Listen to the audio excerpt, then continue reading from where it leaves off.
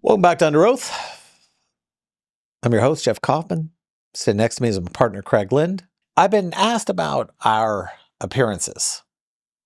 They say Our appearances. our appearances. They go the cowboy shirt, the ripped jeans, the python shoes. Then I'm wearing, corduroys with Jordans. Yeah, we have very different styles, but the people who are asking that question should know that you bought me these Python boots. I did. Aren't they nice, folks? Yeah. Can you see them? Do I need to put my foot up by my chin? See, I'm a good friend. Craig will wear shoes into the ground. Yes, I will.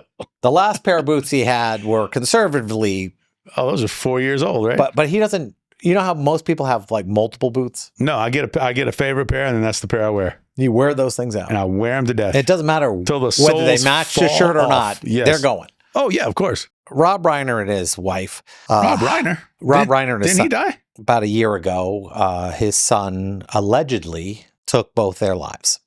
Oh, that's too bad. Well, I had heard he died. I didn't know how. it was sad, and the problem is that this child had some issues. And he's not a child, he was a grown adult, and now is on trial for basically murder, or whatever California's version of murder is. He wants to access his trust account to get the money to pay for his lawyers. And I wonder who set up that trust account. Well, it's not an inheritance, right? So Florida has a law that says if you murder somebody, I think this is the ex-wife. You're presumed that you died. The ex-wife statute. You predeceased them. That if you murder somebody and they give you their money in the will, you can't get it, right? Yeah, it's assumed that you predeceased them, so you get skipped. But in California, but this is a trust. This is his trust account. They set it up. Set up. And he's supposed to get the money when he's 30 and 35. Well, what does the trust say? That he's supposed to get the money between 30 and 35. I think it would be to his benefit to not go to prison for the rest of his life. Yep. I think you can make a pretty good argument on why you can access the trust money to hire an attorney. Yeah. You're the estate attorney. Obviously, you've been put on by Rob Reiner and his wife before they died. And this kid's asking for the money. And I guarantee his attorney had a good relationship with them. Probably. But I got a fiduciary duty to my client. You do. Do I not? You do. Yeah. But are you human? Emotionally, you and I go, oh, come on. But legally, we go, give him the money. Yeah, you have to give him It's his money. Got to give it to him. It's not like an inheritance. He didn't predecease these people. This is money in an account for him. Doesn't matter that the parents put it in there for him. The only question... How ironic. Can you imagine? Can you imagine? If he gets off? That you put money in your kid's account only for that kid to use that same money that you put there out of love and dedication to your child. They use that to get off of the crime of killing you. There's a certain wrongness in the world when that happens. You know what? As a parent, this person who supposedly did the killing had a reputation his whole life of being, how can I say, watched. They knew how did he kill his parents? How did that happen? Did he bludgeon them to death? Did he shoot them, stab them? What did he do? Supposedly. Our producer just did the throat slash. He cut their throats. Yeah, Are you serious? Yeah, we just lost the algorithm just shut us down. He was unalived. Oh, sorry. I used the wrong synonym for unalived. Okay, here's what sucks. And it really does. This kid had mental issues since he was a teenager. He did both of them that way? Yeah. Yeah, supposedly. Allegedly. Most likely. What are we going to get sued for? I wish a reporter wouldn't use, they killed him. He goes, well, most likely. I'd like the most likely term used instead of allegedly now. Because allegedly sounds like, he probably didn't do it. Allegedly sounds like, we're not sure. It's just, he stands accused. Better than not. There are a lot of issues and reporters, when they really want you guilty of something, they have no problem not using the word allegedly.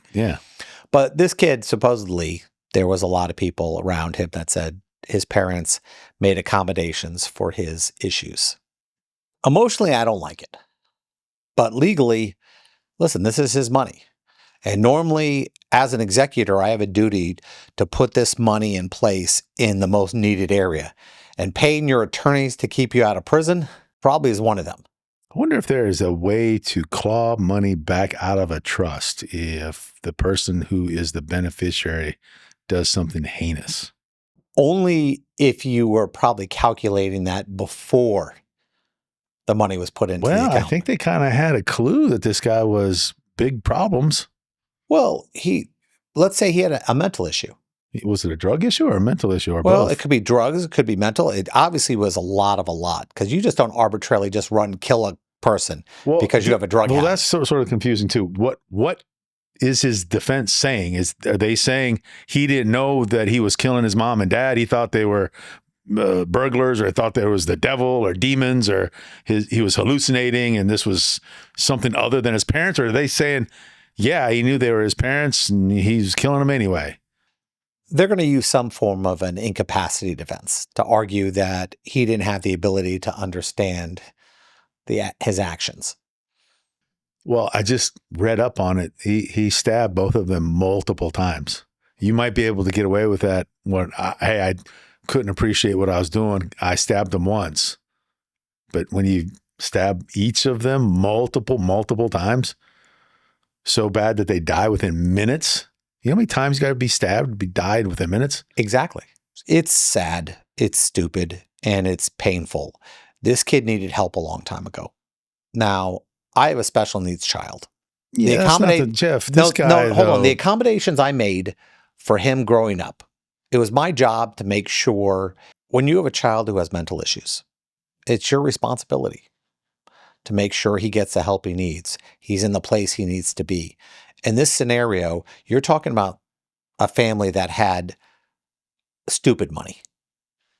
I mean, Rob Reiner was ridiculously rich. He directed stuff. He was he had a ridiculous amount of money. He had enough money, and they're going to say, well, what about the $1.5 million trust? He didn't have that much. No, he had more, but we think that gets inherited. No, you have property, you have movies, you have rights. There were interviews of the party he was at beforehand. It was Conan O'Brien's party the night of. Ooh. Yeah. And the killer was at Conan O'Brien's party the night of the murder? He was causing problems. It was Rob Reiner and his wife asked Conan if they could bring their son to this party. And the son was acting really weird, like crazy, like emotional issues, everything else like that, agitated, angry. You know, people there didn't know what to do. They didn't know how to deal with him. I think this is just a spoiled, entitled brat of a kid who never was told no his whole life. And that's what happens when you become an adult who's never been told no. No, I think there's a big difference between an a-hole and somebody who's mentally incompetent. I think this kid, I guarantee he's been in therapy since he's been 8. And they know he has a history of this. He was still living at home. I mean, this was a messed up kid. The question is, was he so messed up that murder is excused? So let's say they find that he wasn't mentally responsible. What then? Just turn him out on the street? Oh, it's California. Yeah, they probably let him right back out. No, they put him in an institution. He'll be institutionalized. The question is for how long? And where? 3 months. It's California, man. They'll let him out in 3 months. Hey, he wasn't responsible. He's reformed now. Here you go. Here's some cutlery on your way out. I don't want to talk about a whole state like that. That's unfair. I mean, I think they're. Well, it is California. So. I think California does sometimes see things a little differently, and it's weird how we define a whole state. Well, California does this. Like the whole state is doing something. Yeah. I was just in Susanville. That's a prison town. There are different parts of California. They're your highly liberal and your highly conservative parts. It just so happens there's more liberals than conservatives in California. But you are right. They kind of allow a little more hokey stuff to go on there. A little more voodoo mental science. This guy clearly had mental problems. The question is should we forgive him? No. Never. I'd be interested to see that the doctors involved what they would say. I promise you this. His history of mental illness is brutal. If he killed his parents, you can never trust him again. Well, I'm not saying you can't trust him. I wouldn't let him in my house. You can't trust him. You can't trust him outside of supervision. Who's he going to kill next? Well, that's every murderer then. Yes, exactly. But we do let them out eventually. We shouldn't. I know we do. 20 years, 30 years. How many years? Who cares? Who cares? Well, that's not where our system works. It is the way our system No, works. it's not. One of the purposes there's life, of our there's system 20 years, is there's 30 punishment. years, there's heat of passion. Punishment. You murder It's somebody. not always a scenario. You murder somebody, you don't get to come out ever again. You and I have represented in our earlier career people who were mentally deficient. You and I, remember we had judges who wanted to prosecute this one kid who had Downs.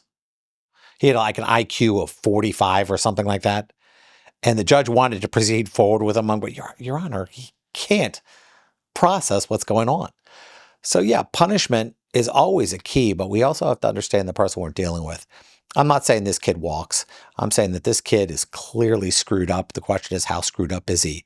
Should he get his trust money? Yes, but here's how I'm playing it off. If I'm in charge of the trust, I'm going to go, well, how much do you want, Mr. Attorney? Well, I'm going to need $1.5 million to defend him. And you and I both know there are attorneys out there who will figure out a way to do this. California murder defense. Yeah, that's probably is $1 million. $1.5 million. Probably is $1 million. How many hours do you think a human being Doesn't can matter. put into that? It's the wear and tear on your soul that you have to. Wear and tear on soul?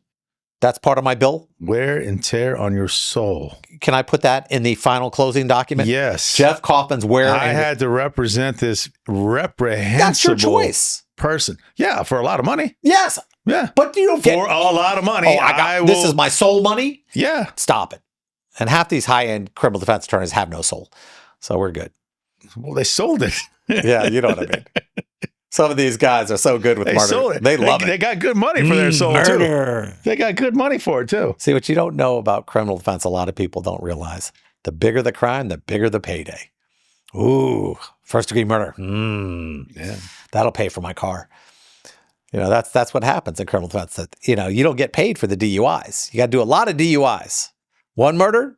Ooh, that's probably equivalent to like what? 1,000 DUIs? How many murderers can actually afford an attorney to go hourly? I mean, that's got to be few and far in between. Yeah, but how many murderers are millionaires? Well, how many private attorneys represent murderers? That's the question. They're not all represented by the public defender's office. Yeah, well, you got to have special.